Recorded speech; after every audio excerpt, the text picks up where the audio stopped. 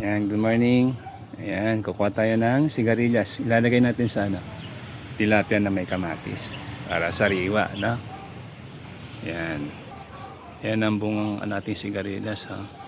Oh. Mababa lang, kaya pag may mga dumaan, pwede namang amuhuha. Normal na kasi. Ayan, ha?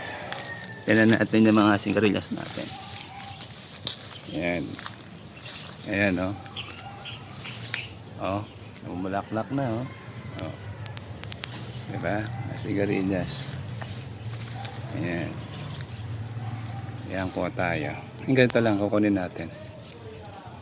Para masarap sa tilapia na Batangas na tilapia. Tapos maraming kamatis. Diba? Ayos, no? Ayan natin mga sigarilyas, oh. Oh, lago-lago, diba? Yan. Okay. Lalagyan natin. Yan.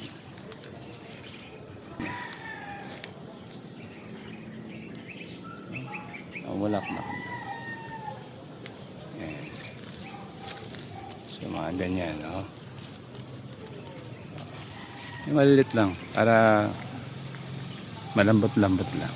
Yan. Okay. Yan ang pandan natin. Okay. Yan ang mga sigarilyas natin.